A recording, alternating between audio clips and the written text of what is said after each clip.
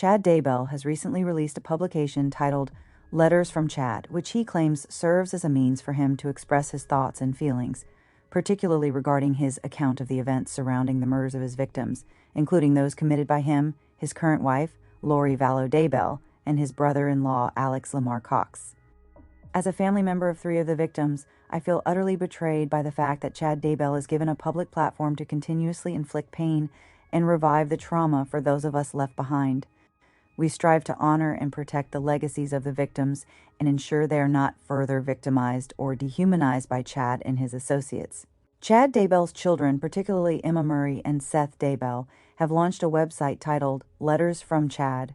This platform is dedicated to openly sharing letters penned by Chad Daybell from his death row prison cell in Idaho, allowing him to present his perspective on the events. In my view, Chad seems to be trying to rewrite history and win the support of those who see him as a murderer, essentially working to rebrand himself. According to the Letters from Chad website, we can anticipate new letters to be published every Monday and Thursday. Stay tuned for further updates on this unfolding story. The voice you are about to hear does not belong to the actual perpetrator. Instead, it is an AI-generated voice created to symbolize the individual behind the letters. Letter 2nd, by Chad Daybell, or September 1st, 2025, or letters or 0 comments. This letter is devoted to Tammy. I loved her, and I still do. She was my life partner and the mother of our 5 amazing children. We built a wonderful family together. We were married for nearly 30 years, and I always sought to keep her safe and protected. She was the anchor of my life, and I never considered harming her. Tammy had increasingly severe health issues in the final months of her life, but very few people knew about them. She was an intensely private person who rarely shared personal details with others, much less that her health was suffering. She would put on a brave smile in public and act as if nothing was bothering her. But even those of us who knew about her health struggles never expected her to pass away so suddenly, and her death has somewhat overshadowed the remarkable woman she was. I want you to get to know the living, vibrant, beautiful Tammy, who blessed so many people with her talents and unique traits. She was strong and so delicate.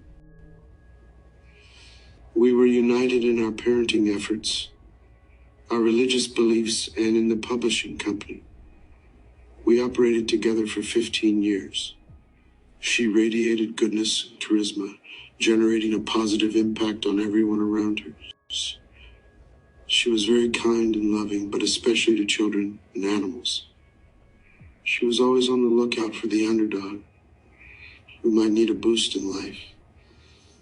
Tammy and I got married in our youth. 21 and she was 19. And over the years, we essentially became one. We didn't officially meet until after I returned home from a 2-year LDS church mission to northern New Jersey. I arrived back in my hometown of Springville, Utah in July 1989. And a few days later, I saw my brother's 1,988 high school yearbook on his shelf. I flipped it open and saw a student spotlight about a girl named Tammy Douglas. As I looked at her face, I felt a jolt of electricity pass through me. This beautiful girl with a dazzling smile had my attention. I realized she would have been a sophomore when I was a senior, but I couldn't remember her. Wondered how I could find out more about her. I asked my brother if he knew her, and he said she was working that summer for Springville City. I was in luck. Tammy later told me she had been keeping an eye on me since her sophomore year, when I was on the student council. She had watched me perform in the crazy skits we did during school assemblies, and had also kept track of me in the school halls.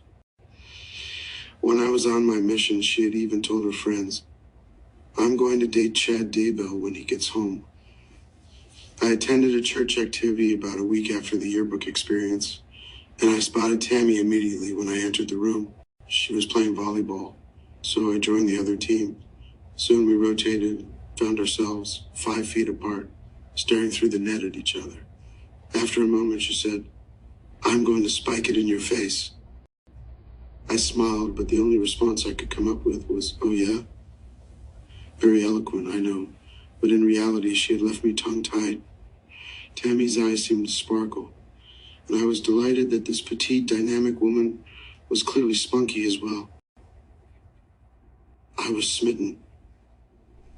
When I got home, I couldn't get her out of my mind, so I called her and asked her on a date.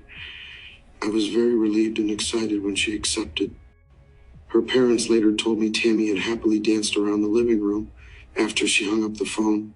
Our first date went great, and we became inseparable right from the start. We were both attending BYU Provo that fall and working part-time, but we spent every spare moment together. We became engaged to be married the night before Thanksgiving. I had been thrilled to discover Tammy loved music as much as I did, including some alternative bands such as Oingo Boingo and Depeche Mode. We loved to blast their songs in the car and sing loudly along.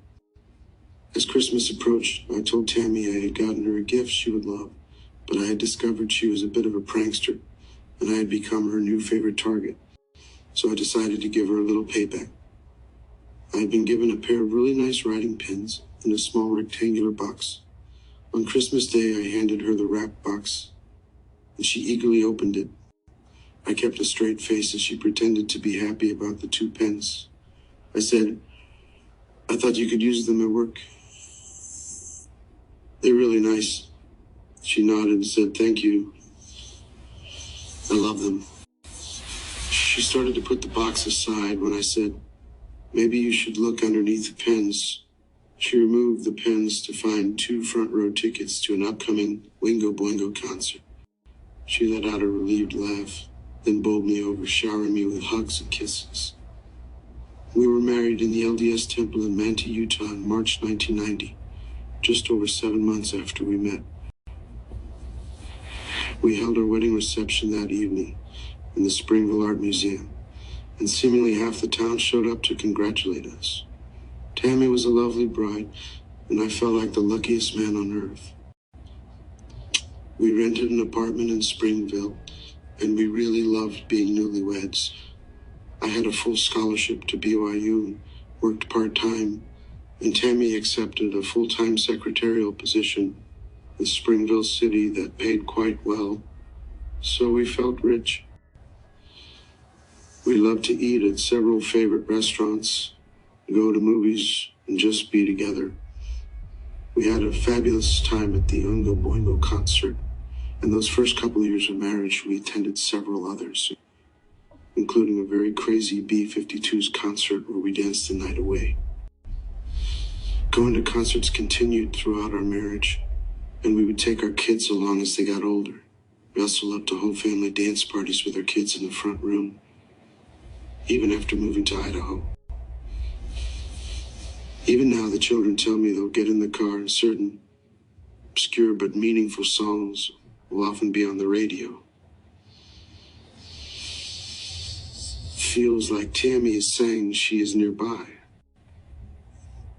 Maybe those songs on the radio are just a coincidence, but either way, it reminds our children of their wonderful mother and the fun we had as a family. I was grateful for Tammy's complete faith and trust in God.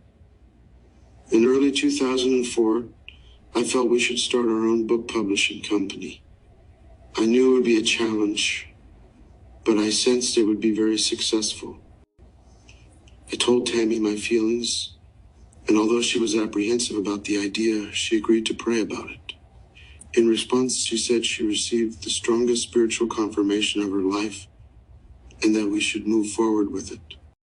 We formed Spring Creek Book Company the following month, and by the end of 2004, we had published 24 books by several talented authors.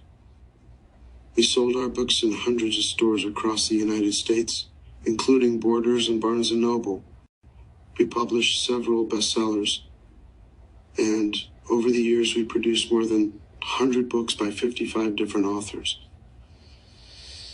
We won several awards from bookseller organizations, and Tammy deserves the credit. She was the backbone of the company, and she made great things happen through her promotional ideas and internet marketing. Tammy's mom, Phyllis, joined the company as our lead salesperson, and the two of them were a dynamic duo in selling books. I will stop here, but in the next letter I will discuss our family's move to Idaho in 2015. Bookshelf. One of my duties as the editor-in-chief of Spring Creek Book Company was to sort through the many manuscript submissions we would receive. On the company website Tammy had designed, she had created a section on how authors should format their manuscript and the types of topics our company was looking for. As our success grew, we were receiving dozens of manuscripts each month. There were a lot of aspiring authors out there. However, we only had a few openings each year, since many of our authors were writing additional books. But I still looked at each submission just to make sure we weren't missing a diamond waiting to be discovered. I would take the most promising ones home for Tammy to read through, and this team effort worked well in maintaining a high level of quality in our books. It was hard to send rejection letters to those authors we didn't select, but I tried to recommend other publishers who might be a better fit for their books. One day I opened a manila envelope and pulled out a manuscript that immediately caught my eye. It told the story of Willard and Rebecca Bean, who were asked by LDS Church President Joseph F. Smith in the early 1900s to serve a mission in Palmyra, New York, the birthplace of Mormonism. The problem the Beans faced was that the church members had left Palmyra many years before, and the townspeople certainly didn't want them to return. But the Beans moved to Palmyra, endured initial persecution, and slowly began mending fences, literally and figuratively. Over time, they helped turn around the negative feelings there, purchased historic locations for the church, and finally concluded their mission more than 2 decades later. The manuscript, written by Rand Packer, was powerful and inspirational.